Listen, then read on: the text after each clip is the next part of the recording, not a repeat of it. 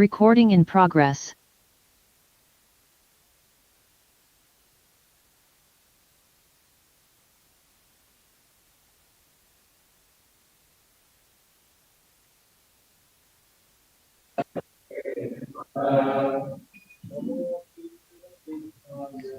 नमो अकिंचनवित्ताय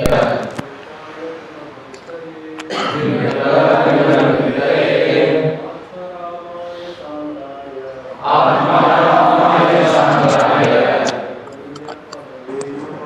कैवल्यपतये नमः।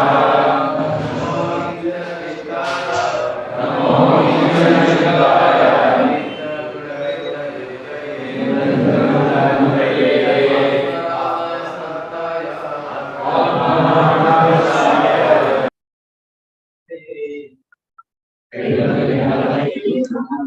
Ladies, Matajis,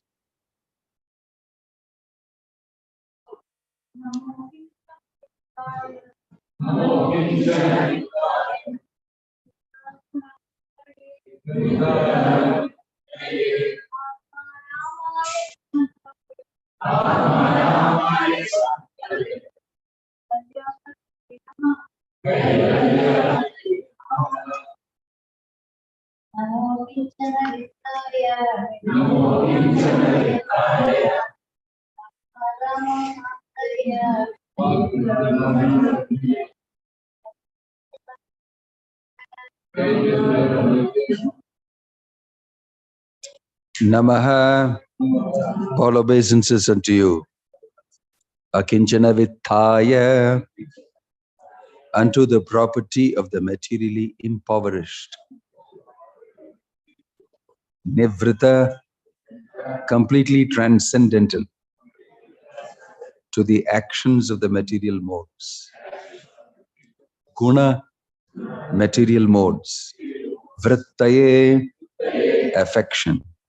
Atmaramaya, one who is self-satisfied. Shantaya, the most gentle. Kaivalyapataye, unto the master of the monists. Namaha, bowing down. Translation and purport by His Divine Grace, A.C. Bhaktivedanta Swami Srila Prabhupada Ki. Translation, my obeisances are unto you who are the property of the materially impoverished. You have nothing to do with the actions and reactions of the material modes of nature. You are self-satisfied, and therefore you are the most gentle and are master of the monists. Purport, a living being is finished as soon as there is nothing to possess. Therefore, a living being cannot be, in the real sense of the term, a renouncer.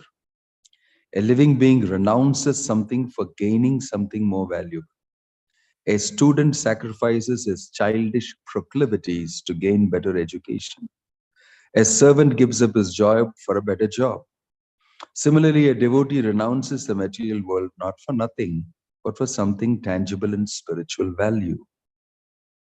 Srila Rupa Goswami, Sanatana Goswami, and Srila Raghunath Das Goswami and others gave up their worldly pomp and prosperity for the sake of the service of the Lord.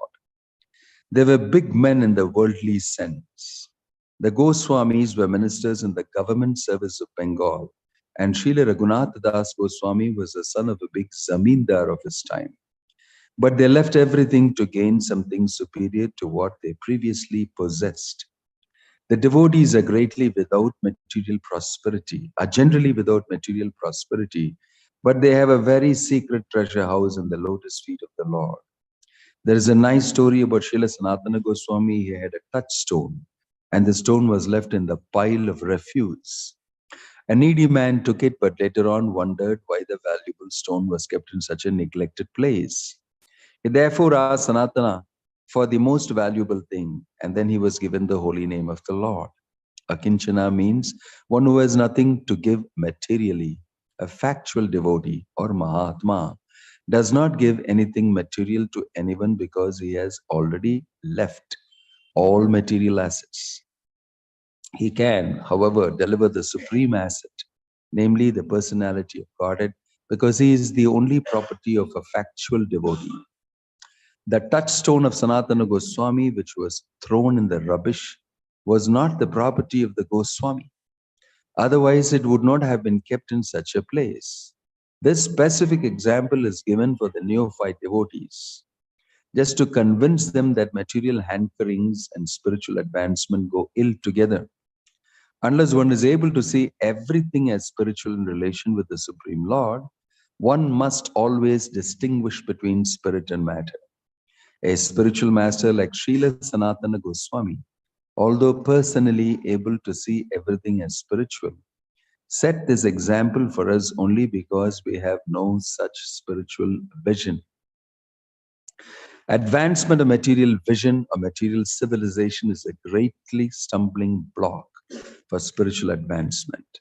Such material advancement entangles a living being in the bondage of a material body, followed by all sorts of material miseries.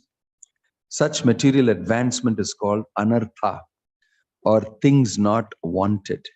Actually, this is so. In the present context of material advancement, one uses lipstick at a cost of 50 cents. There are so many unwanted things which are all products of the material conception of life. By diverting attention to so many unwanted things, human energy is spoiled.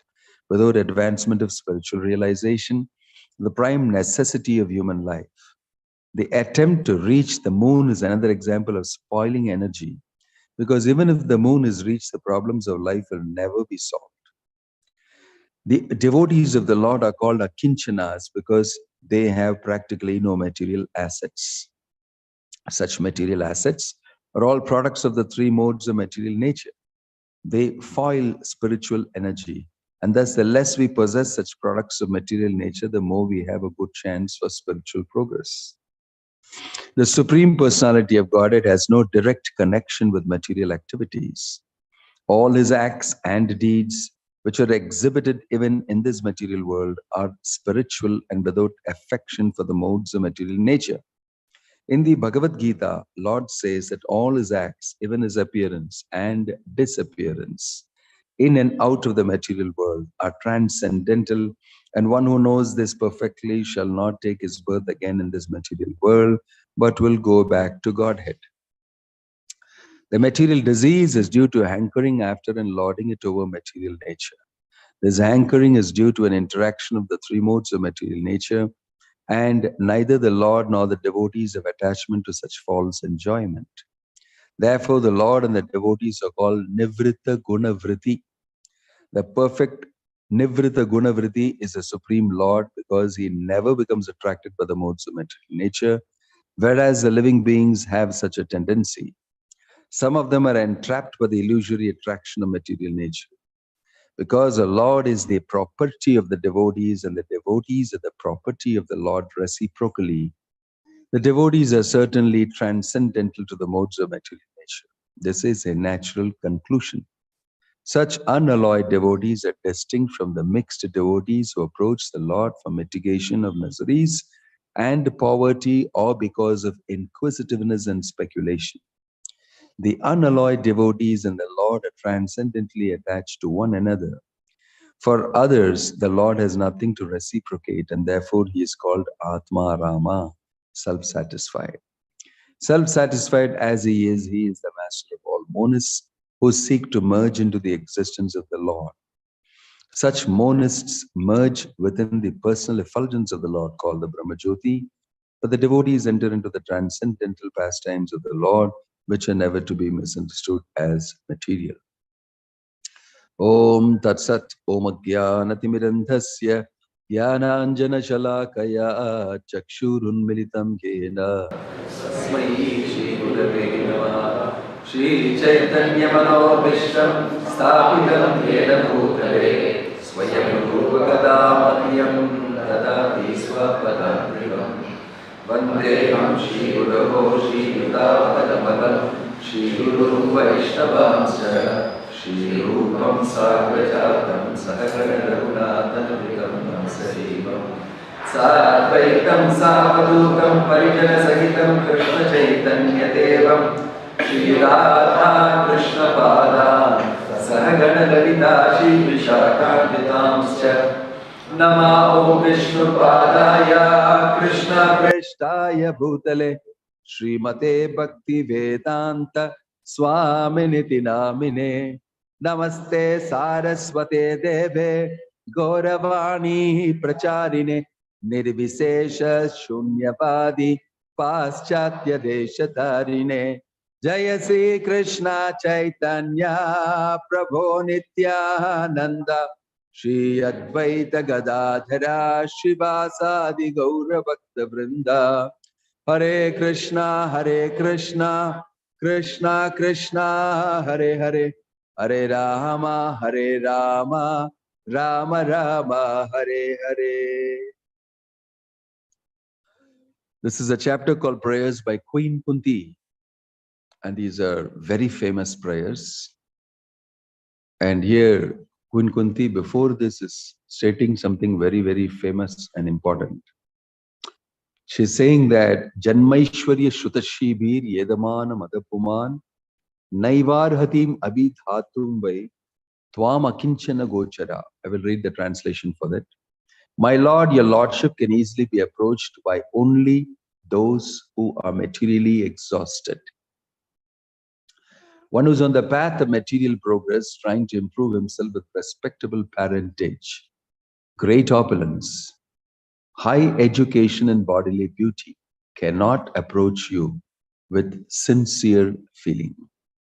And then today's shloka, my obeisances are unto you who are the property of the materially impoverished. You have nothing to do with the actions and reactions of the material modes of nature. You are self-satisfied and therefore you are the most gentle and are master of the monists. You are the only property of the materially impoverished. Impoverished means poverty-stricken. Poverty-stricken means no food to eat, nothing to have with you, no wealth, no asset. Poor. And here Bhagavatam says, you are the property, the only property of those who don't have anything with them. Right? So Bhagavatam says, this is of greatest value. This is the greatest possession. Krishna, having Krishna with you is the greatest possession. Which means if you have Krishna with you, you are the richest person in the world, in the whole creation. What do you think about that? If you have Krishna with you, if you possess Krishna Bhakti, then you are the richest person. This is the meaning of Namo Kinchana Vittaya. The word Vittaya means property, treasure. Akinchana means those who don't have any need in the material world. You are the property of those who don't have anything with them. It's a very interesting statement. You are the property of those who don't have anything with them. Anything material is not there with them, but you are their only property. This is the meaning of a pure devotee. Why? And is he thinking that in his mind that I don't have anything, I have only chant Hare Krishna and I have Krishna Bhakti? The people in the world will think, you don't know how to make money, you don't know how to do these things, and therefore you are taken up Krishna consciousness. Correct? Huh? You are correct only. This shloka is correct only. This business is meant for you only. Because you are unsuccessful in the material world. You don't know how to make money. You are an idiot, stupid fellow. You chant Hare Krishna. Sit down. How do you like that? The corollary from this. It's not true. It's not true. Because in the Bhagavatam, you also see very, very rich people who are pure devotees of the law. Yudhishthira Maharaj is emperor of the whole world. He is a devotee of the law. Right? All great examples you will see. Very rich people. Dhruva Maharaj is the king of the whole world. Very rich. He's a pure devotee of the Lord. Prahlad Maharaj is the Hiranyakashipu's son, prince of the person who's very rich. Right? He is got the property. He has with him the Lord. His father is saying, where are you getting all this energy from? And he's saying, same place you are also getting from. Same person is giving for everybody energy. You don't know? He's giving answer correctly. Everything belongs to him. And if you have him as a possession, then everything belongs to you also. Very simple logic. நம்ம garage இப்படி எல்லாம் பேசுறீங்க, பேங்க்ல காசு இல்ல, my wife is killing me, and I have 2 daughters to get married. How can I put this into practice? Can I chant Hare Krishna and keep quiet? She will finish me. She will finish me. You and your Hare Krishna. Naturally, practically, you may think that this is not applicable. But the point to know is there are other extremes. Very rich people, also devotees. So that is not the criterion that you will have or may not have.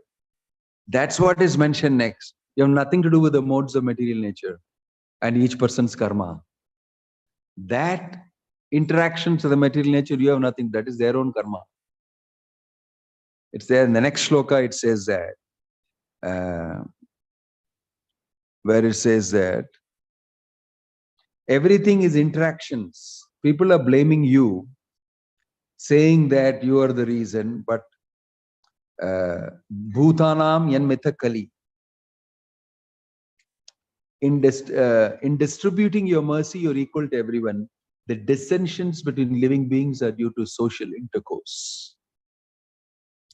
Very powerful statements made by Kunti Devi. And she's saying that people only imagine that you are partial. And whatever is happening, fighting, everything going on in this world, it is because of their karma and the material modes affecting him and their desires. You have nothing to do with them. You have nothing to do with the material modes of nature. You have nothing to do with people being materially rich and materially poor. What you definitely have something to do with somebody possessing you, because you've given yourself to that person. I have nothing to do with your karma and everything. That works according to your desires, your activities, and your jatakam which you have brought and everything. That's going on. Bhakti is something completely separate from all these things. That depends on how much you are developing your relationship with Krishna, how much you are investing in Krishna. That is why the whole purport is about where you must invest. If you invest in matter in the material world and want sense gratification, you will get material results. You will get plenty of material results. But that will not in the end really be beneficial to you. Because when you die, everything will be taken away from you. This death, nobody understands properly. Everybody is living the moment after moment after moment without worrying about death.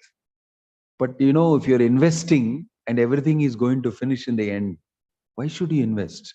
Should be the question you should ask. Either company investment, everybody is asking, everybody is going and putting there. And if they tell you after 5 years, the company will be collapsed, will you invest in that? Will you invest in that? You will not. But human beings invest in all material things in their body, in the looking nicely and everything. All in, they know fully well they are going to die. Why do you invest when you know it is a failing business? That's a question Prabhupada is asking throughout the purport. Why do you invest? I don't know. Everybody is investing. It's investing. Here Bhagavatam says, don't invest. Everybody else is doing one thing. I have to feel secure and I have to do it. That is the illusion. The illusion is that you think this will last. The illusion is you have value for this. You don't have value for Krishna Bhakti. Therefore, you don't invest in it. You see, you will invest what you have value for. And what you have value for is based on what other people have value for in this world. Your value is based on what the material world has value for. Correct, right? Just watch how our value system works. What is really valuable doesn't have value with you. That is material world. Topsy-turvy value system. So that's why the shloka says, those who don't have anything material, they don't have value for any of those material things. That's why they don't have with them also. And even if they have, they don't have value for it. They have value only for Krishna Bhakti. And they will utilize whatever they have a value in the service of Krishna. Because that is important for me. This is how it works. That's why Sudama, he went all the way with his wife, told him, get something, please. You know, his wife, Kalyani, she asked, you are always talking about your so-called friend and how he is great at this. Why don't you ask him some help? It's not bad to ask him for help because it will help you to be a better devotee. I can give you some things. I am supposed to give you. As a wife, I am not able to, Grahasthini, I am not able to give you anything. Because she was feeling very much. And then he accepted, it is mentioned in the Bhagavatam, Uttama Sloka Lalasa. He accepted her idea of going and seeing Krishna, not because I will get any money and I'll get some help. First thing for him was, good idea. Why? I can see Krishna. That is mentioned in the Bhagavatam. He said, oh, very good idea. I will go. In his mind, it seems he was thinking, the Bhagavatam says, I can get to see Krishna. That is of value for him. He went for that only all the way. Because I got permission from my wife, she'll not complain. I will go. Krishna, Krishna, Krishna, he said and went. And he didn't even ask anything. He didn't even ask Krishna anything. You see his value system. Will you do that? If you are harassed by, poverty and your wife is telling you this, first you will confirm, irpingla. Na idukkaga varen. Please give me something. Be prepared. You will go so that you will not be disappointed. Then you will beg and this thing. First thing you will do is that. He never thought about it. He never thought about it. It was never in his mind. Look at his value system. And he goes there and Krishna gives him all material welcome facilities. As a Grahastha, you are a Brahmana. I may wash his feet and gave him food and gave him shelter, gave him clothes, gave him so many things. And then Krishna is waiting for what you will give me. This is very interesting. Shastra says pure devotee doesn't care for anything material. And he doesn't have value for it. He has value only for Krishna. Krishna has value for what you will offer to him materially. Why? It will be filled with bhakti. Because you don't care for anything material. If you give me an offering, it will be filled with love. It will be filled with bhakti. That is very valuable to me. Whatever you give me is very valuable to me. Why? Tadaham bhakti upahritam ashnami prayatatmanah. Because it is filled with devotion, it is very valuable. Even for Krishna, the 3 mushtis of flat rice he got from Sudama is very valuable. Some people interpret it in a very different way. It is valuable only because it is filled with the bhakti of Sudama and his wife. That is why he is eating it. So you see, it's a complete value-based exchange between Sudama and Krishna. If you don't know the value that is being exchanged, you won't appreciate it. And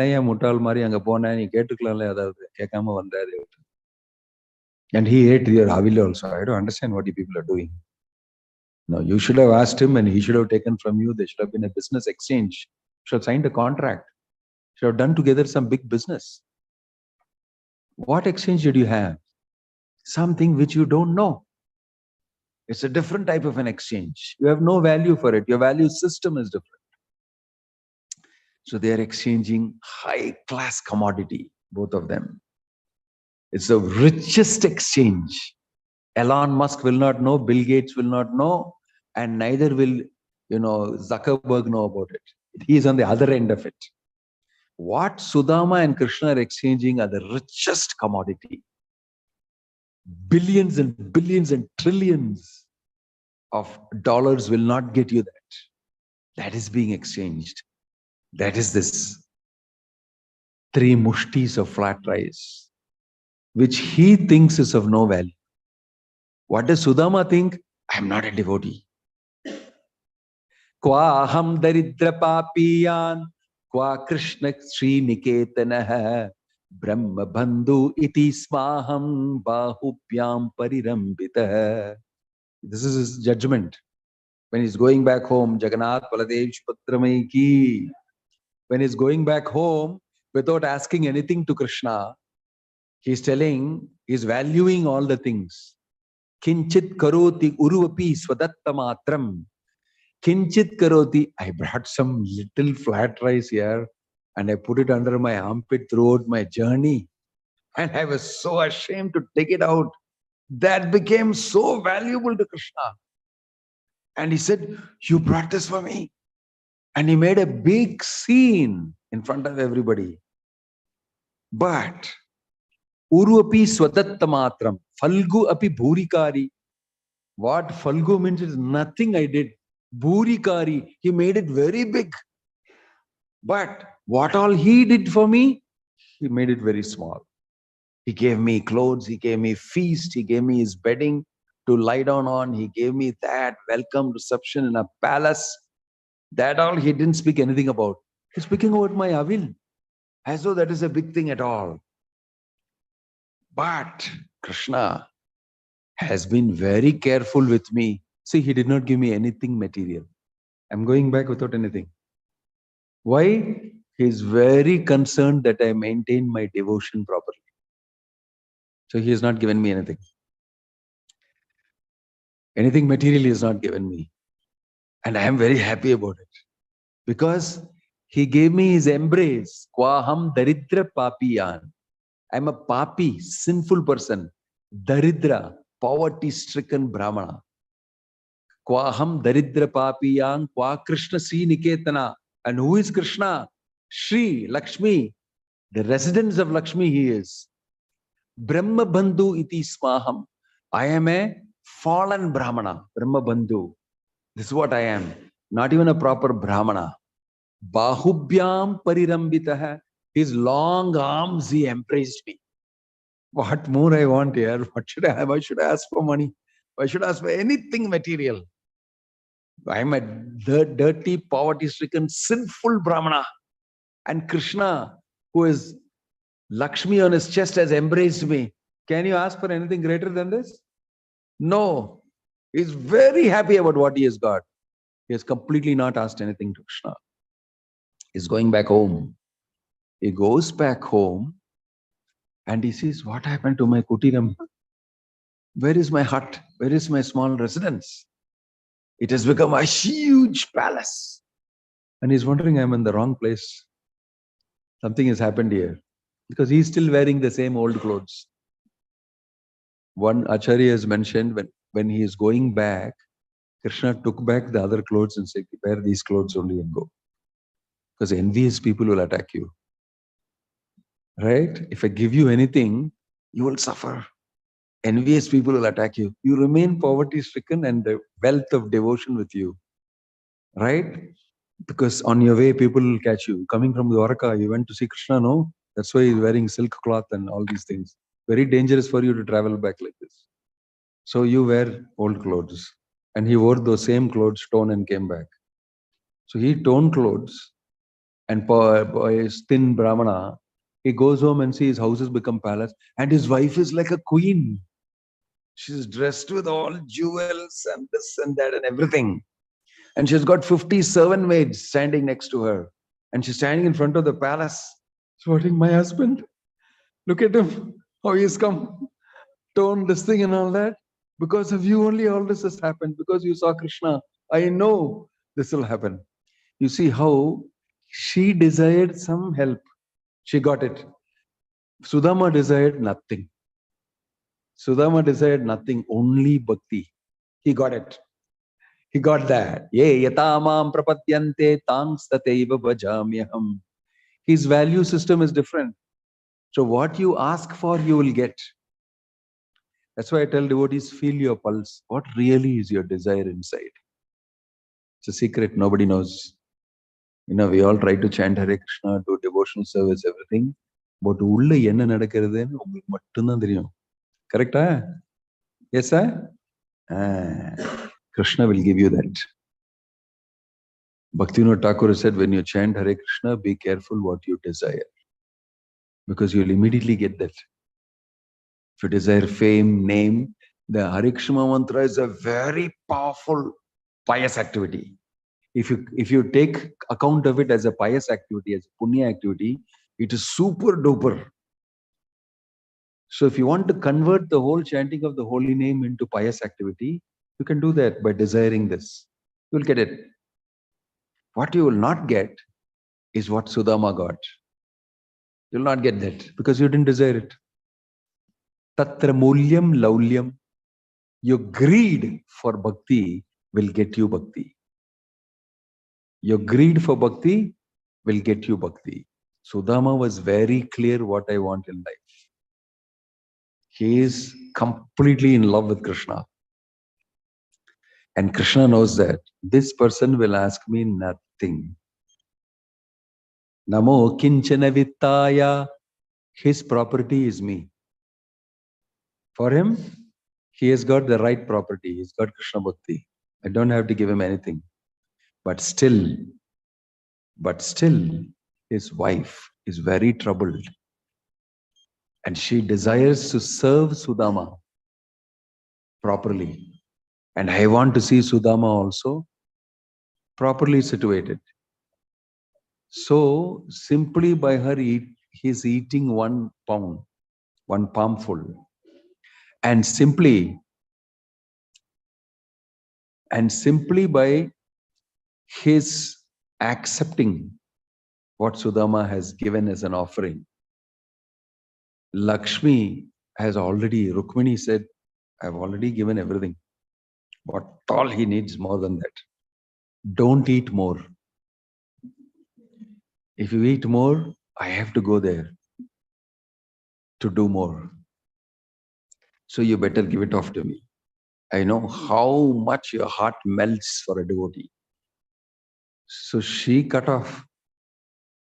It's mentioned, the Acharya says, that's enough. You've done enough. So when he went back, he saw this big palace and his wife, immediately her eyes became filled with tears seeing her husband Sudama. Because she's also a wonderful devotee. It is not that she's complaining like regular wives and said, that's the interpretation sometimes people give when they give their session on Bhagavatam. Say, wife is asking him for money. You're asking for money. She is a Brahmani. Whatever my husband goes through, I go through. She very lightly expressed this. It's mentioned in the Bhagavatam. Very lightly she said, maybe your friend can do something. What do you think of it? Please. Very submissive, very humble devotee she is. So she expressed that, see, Krishna already noticed that. She has said this. She needs it. So when he came back, he saw this, he was very surprised. What happened to you? Couldn't recognize this as a wife. So the wife could recognize you are in the same column only as you went from here. I can see you, this thing and all that. And she felt such great love for her husband. What a devotee he is. He's come back like this only. And whatever I said has happened. I'm in a palace with 50 servant maids and fantastic place. And he's still a devotee.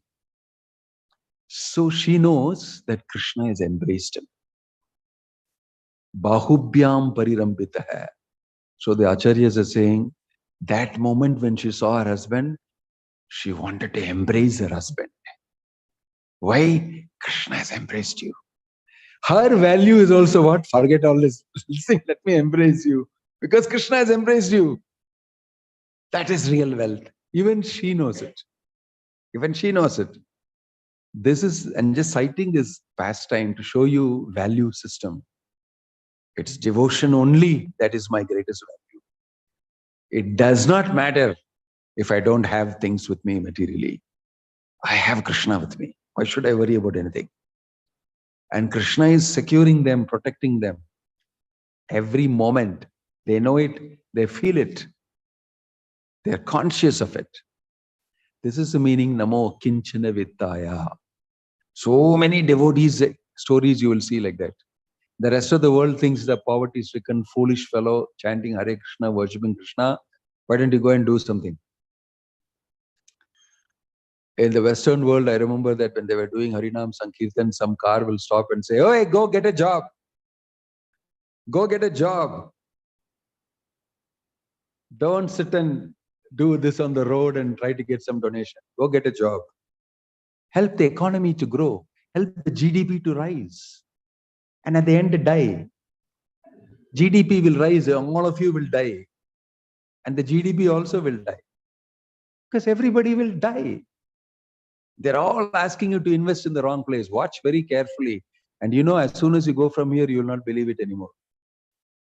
You will still think I have to work for the GDP to rise. You'll have to do that. That's the nature of illusion. So, Bhagavatam teaches us nothing is valuable as much as Krishna Bhakti. If you have Krishna Bhakti, Krishna starts valuing you. That is the most important thing you should know. You become valuable to Krishna. Isn't that an important thing? God sees you valuably. Why? You possess bhakti.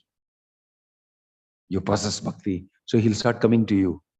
Whoever has bhakti, Brahmamara Ganesh Archita Pado, it is mentioned in the while chanting in the morning. Like a bee, he goes to every flower and sucks the honey. Goes everywhere. For him, honey is bhakti. He goes to every individual and savors the bhakti like a bee. Jagannath does that. Wherever there is devotion, he'll go there. If you can attract Krishna to you, then you are the possessor of the greatest wealth, isn't it? Because you have bhakti, because you have the honey of bhakti, the bee of Krishna will come looking at food. Right? If Krishna is attracted to you, that's why he's called Akrishna. That's why he's called Krishna. Why? He gets attracted to bhakti, which is residing in the devotee. Which is residing in the devotee. Then you become very valuable to Krishna. In this world, they may not recognize a devotee. They may not recognize a devotee. Oh, what did he do? He did some shastra somewhere, wrote some books. Okay, we can give some cultural prize for him. He did not improve the economy. He did not give jobs to a lot of people. He did not do empowerment of women. He did not do this. He did not do that. Look at the value systems in this world. And we start working for all these things. In the end, you get nothing. You will die like a dog. And next lifetime, you may not be a human being also. Not only for this lifetime. Next lifetime, you surprise, you're a rabbit in Mexico. Hanging around some, place. Busy. Because you did not value bhakti. It is going to happen like this. For a large amount of people who don't use the human form of life for the real business of human life. That is why these people are very valuable, pure devotees of the Lord. Bhaktivedanta Swami Prabhupada is very valuable. In a place where there is no value for bhakti, he comes and institutes bhakti and lays value for it and makes devotional service very important and gives value to devotional service. That is why we must be very, very appreciative of anybody who does even a little bit of devotional service. Why? He's doing the valuable thing of serving Krishna. You must give recognition for that. Right? In this world, there's recognition for anything material that you do. You accomplish something. You're given a great citation. But actually, nobody recognizes a devotee. And he's also not asking for any recognition from the people of this world. Because what do you know about devotion, about Krishna? You don't know anything, so you won't value. So what is valuable? What is of value is a big question. People value things in this world. People value material gratification, name, fame. Namo. Before that, she's saying that Janma Aishwarya Shutashibir Yedamana Madapuman. Good birth, riches, Aishwarya, Janma Aishwarya Shuta, good learning, wealth. All these things are valuable. It is a very, very important aspect of material life. If you don't have all these things, you'll become very disturbed. You cannot live life properly in this world. It's very important to place this in the center. So Varnashrama recognizes that, says, I know you are valuing all these things, but you should not devalue bhakti. You must merge these things together and live life together. That is Varnashrama. Varnashrama is both facility. Materially be facilitated, nothing wrong. Whatever your karma affords, nothing wrong in getting that facility. But please give great value to devotional service. Cultivate devotion to Krishna. Manmana bhava madbhaktaha madhyaji mam namaskuru. See? So a devotee is a person who values this and gives this to others. Because it's very valuable for your life. You must do service to Krishna. You must become a devotee. You must develop devotion. Because that is what is going to help you and save you. In a world filled with a different value system, you bring in this. And in a cultured society where people are educated in the Shastra, in Vedic cultural society, they already have value for this. They already have value, but they're also inclined materially. So they follow Varnashrama. But everybody values Krishna.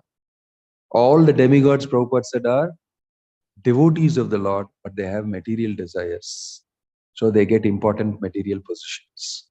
And they can enjoy Ramba, Kilotama, Menaka, Soma, Rasam, that, this, everything together. But that is not very much recommended. A pure devotee knows none of these things are valuable. Whether it is the Padavi of Indra, or it is this or that, none of it is valuable as much as bhakti, pure bhakti. So he dives in for that only. Very bold, very courageous, and very strong. Sudama is a very strong person inside.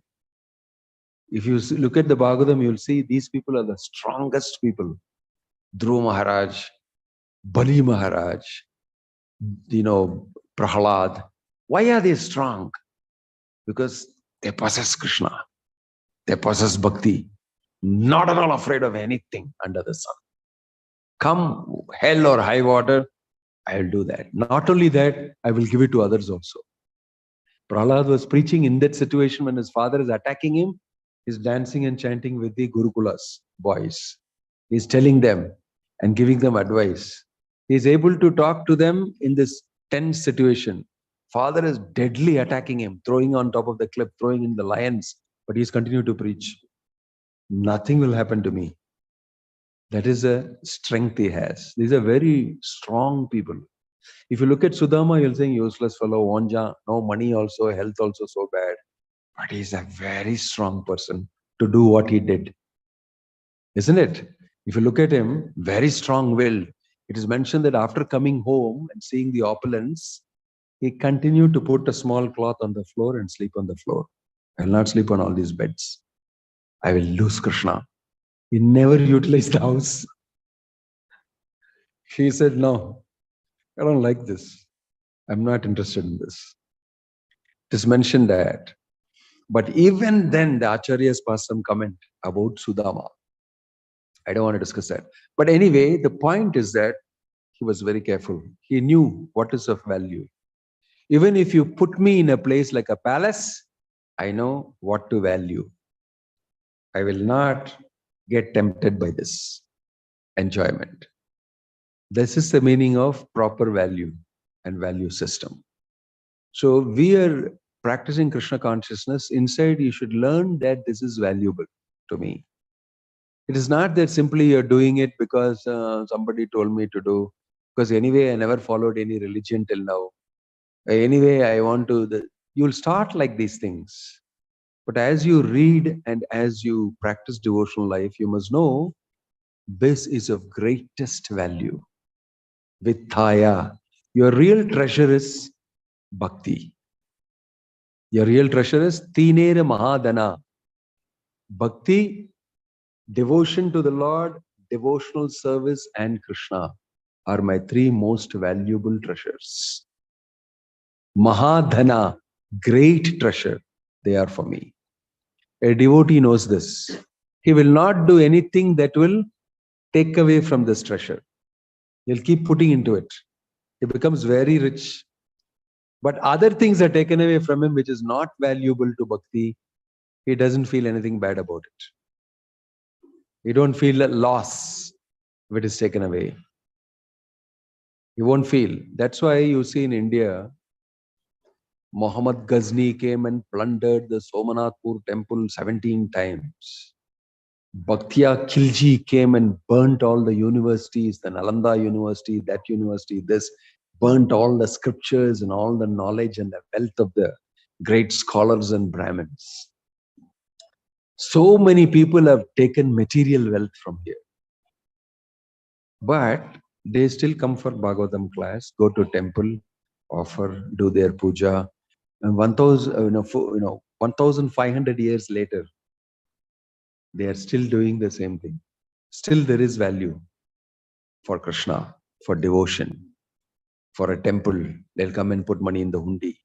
They'll make an offering. They'll stand in front of the Lord. It's valuable. That culture, that aspect, that religion and everything is valuable. It is not so easy to take it away. Prabhupada said, this is the wealth of Indians. He said, Indians are foolish. They have accepted a Western culture and then they are going around begging, sacrifice their own culture. And they're going around begging to others. Can you give some aid? Can you give some money? He said, foolish. You have the greatest wealth. And that is needed for the whole world. It has to be distributed. And Prabhupada himself became an example for this. He said, you must do this. Bharata bhumite hoila manushya janma jar, janma shartak kurikora paropakar. You have so much wealth in India in terms of bhakti and culture and Bhagavatam temples and devotees and understanding and knowledge. Give it to everybody. Make the whole world wealthy. That was his program. You guys have a different economy. I have a completely different economy I'm going to institute. My GDP is different. My GDP is different. We can find out another expansion for GDP in terms of Gaura something. I'm not able to work it out now. But my GDP is different. I am going to increase the wealth of the people of this world by increasing their bhakti. That was his project. And so he was giving himself for that. I am bhakti repository, and he was giving himself. See, I just saw a small snippet sent to me in a Malayalam language. Somebody is explaining to me, somebody who I've seen.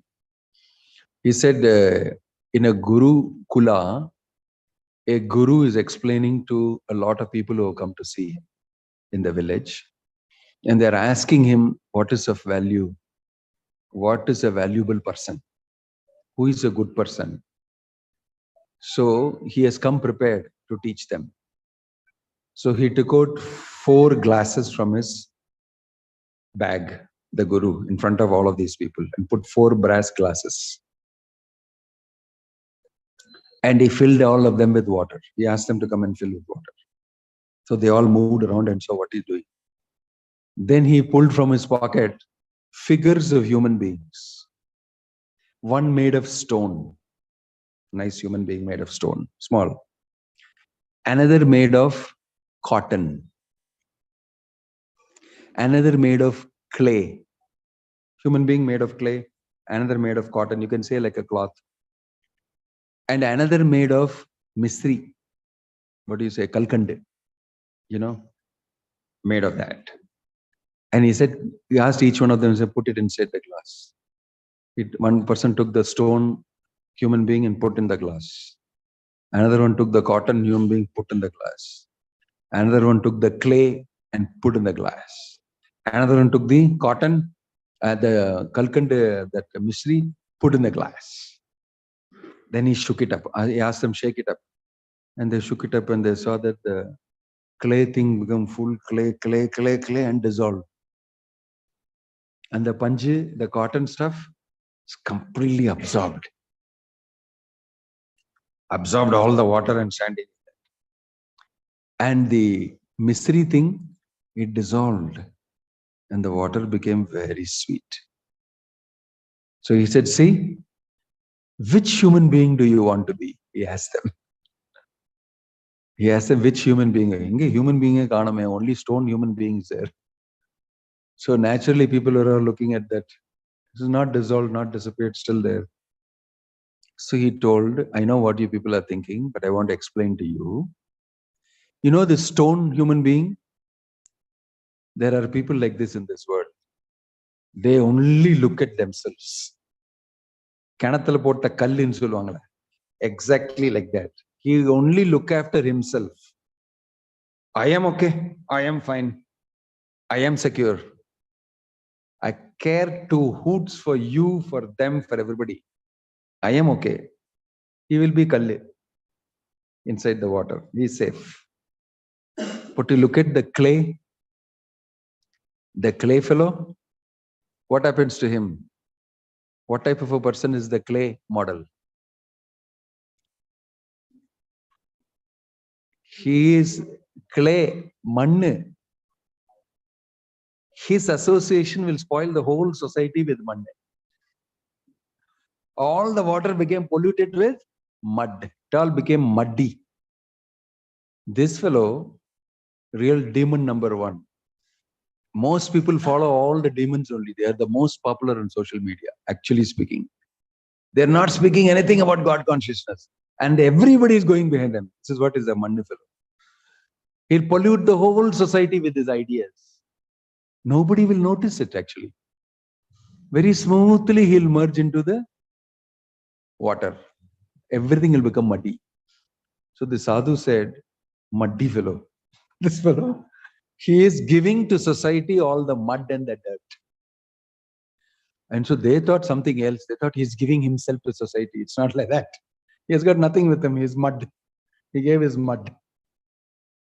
The next is the cotton fellow. Cotton fellow, what you have also he will suck inside. Politicians. What you have and all, they take your vote, take your money in taxes, take everything with you. You will die, no security, this side doesn't matter. What I can get from you, suck everything from you. Become fat. Absorb the whole society and become fat. He said there are people like this. And they all said, yeah. Then he said, look at this. This kalkande put in the water. It melted into the water. And all the water became sweet. He said, this is the ideal person. This is the ideal person. He sacrifices himself to the society. And because of him, whole society becomes sweet. Bhaktivedanta Swami Prabhupada is that. He came to this world and he saw a dirty world. Very selfish people. Very highly dangerous people doing harm to each other. And he went into the center of this world where this activity is going on worst in New York. He goes and sits there and does Harinam. Gives everybody prasadam. 70-year-old man. He cooks for all of them. They simply sit and eat and lie down there only, even without cleaning the place. He just feeds them, gives them Krishna consciousness, makes them chant. And so low class they are. And slowly they change. And they become very nice to him. How many things you're giving us? We want to give something to you. And they start helping him out. And he uses them to spread Krishna consciousness everywhere. He makes the whole world experience Krishna consciousness. His sweetness, the sweetness of Krishna Katha, sweetness of Krishna consciousness spreads everywhere. This is the richest person making everybody rich. You know that statement Prabhupada said to one of those people who came and said, how this has happened to me? I've become so good. I was a useless bum on the street. And Prabhupada turned to him and said, I brought good fortune for you. I made you fortunate. That's my business. That's my mission. And that person was so grateful. So Prabhupada is such a person. He is making the whole world sweet. He's producing a lot of sweet people who are devotees, who have value for Krishna Bhakti. Who value for Krishna Bhakti. This is what we should become. We should become sweet devotees. There are a lot of sweet fellows also outside. They got diabetes because they ate too much sweet. Don't become a sweet, stupid fellow. Become a genuine sweet devotee. Evince Krishna consciousness. Give bhakti to others. Help Prabhupada to spread the mission. Don't worry if you don't have certain material things. Don't worry if your mother-in-law scolds you. Don't worry if your boss says you're a useless idiot. I don't want to give you a promotion and a raise. Don't worry if any of these people insult you. It's not really valuable. Whatever you get, yadricha labha santushta hai. Be happy with it. Focus on your bhakti and distribute bhakti. Krishna will look after you both materially and spiritually. There is no doubt about it. Om Tat Sat. Srila Prabhupada ki. I think you have a seminar, some of you, at 10 o'clock. So you have some time for. I'll take one question. Any question? Any question online? Yeah, first preference. From Maharaj, how chanting connects Lord Krishna? What is the secret? How chanting connects with Lord Krishna? Because it's names of Krishna. Hare Krishna, Krishna Krishna, Hare Hare, Hare Ram, Ram Ram, Hare Hare is a mantra prescribed by Krishna himself when he came as Chaitanya Mahaprabhu. And he said, if you chant this holy name, you will arouse the dormant bhakti in your heart. So by chanting the holy name, Cheto Darpanam Arjanam, your heart will be cleansed and the bhakti that you have will come out. And in this way, you will savor and enjoy bhakti. And Krishna will notice you. And Krishna will actively have a relationship with you. Right? That's how it's connected with Krishna. This is mentioned in the Shikshashtakam. It's mentioned throughout in the Bhagavatam, in all these places. So Hare Krishna is directly Krishna himself. The holy name and Krishna are not different. So there is no relationship you need to establish. It's Krishna only. The holy name is Krishna only. And as you chant very carefully, gradually you'll realize that. That is mentioned. Okay? Any other question? Okay, what's your question?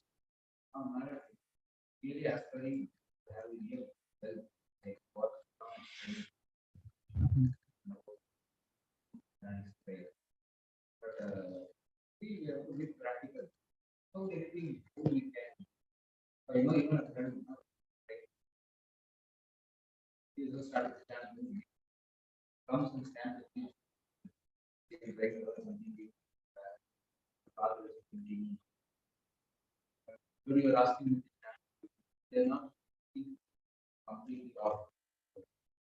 Krishna is telling Bhagavad Gita, Anya Sintai Goma, because actually what we attack, not what we attack.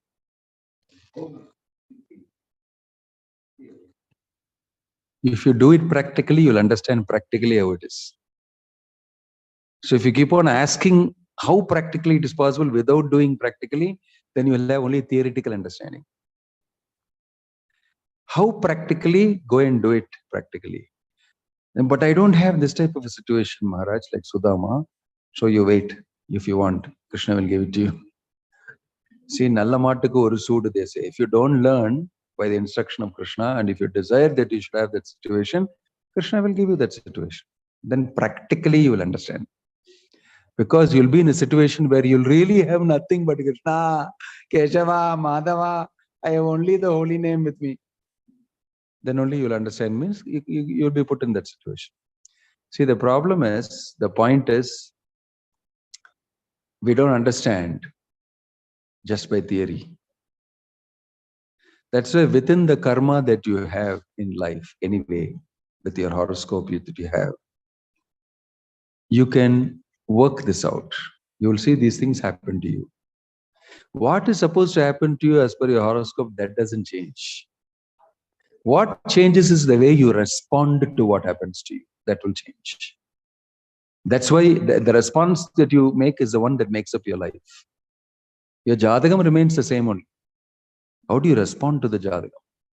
That makes up your life actually. There's a very important distinction. Don't have to worry about what is in your horoscope.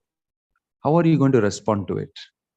You can respond to it with Krishna consciousness. You sail above it.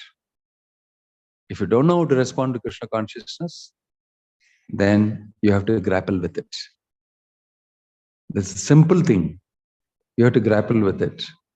If you don't have bhakti, you have to grapple with your karma. Till you have bhakti, you have to grapple with both. Right? It is not that you will get it free, because you don't have value for it if you get it free. The materialistic demeanor that you have will not allow you to have value if you get it free.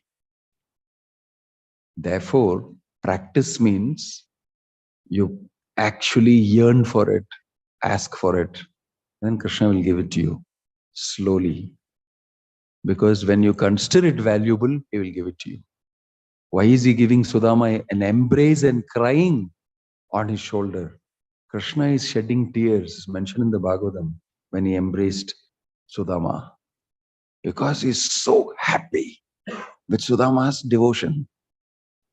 Sudama can take out tears from Krishna's eyes by his devotion. So you can imagine what value Krishna has for Sudama. The richest exchange is going on there. Isn't it? So we should develop our devotion to Krishna. Period. How you do it, each person's situation is different. General rules are given. How is it practical? It'll look like that only to you. When these things are practical, which you're telling, why can't lifting up a bead and chanting Hare Krishna and associating with devotees and reading the Bhagavatam, why is it impractical? Reading the newspaper is practical. Browsing and watching all sorts of videos and listening is practical. Having the regular meditation is practical, is it? Actually, that is impractical. You're struggling to do it, and you're doing it because others are doing it. Because there's a value system established for that. You're artificially doing it. Therefore, it is impractical. What is practical and natural for you is Krishna consciousness. When it awakens, it becomes very natural for you. Just like a child will automatically go to the mother. It doesn't have to be taught how to love the mother, special course, and chant the name of the mother. You don't have to do all that. Isn't it? So bhakti is natural. It has to be just awakened because you've killed it for so many janmas and pushed it far away with a different value system. You bring it closer to you, it will awaken inside you. Bhakti will be very natural. It's the most natural thing. Therefore, it is the most practical thing. Therefore, what you are doing now in the material world, earning some money, putting all those things, that's all okay. Nobody's saying don't do it. Nobody's saying you should not earn, you should not eat. Nobody said that.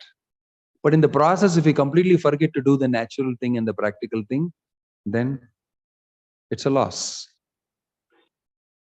Okay? I hope it's understood. Om Tat Sat Srila Prabhupada ki, Grantaraj Srimad Bhagavatam ki, Nittai Guru Premanande.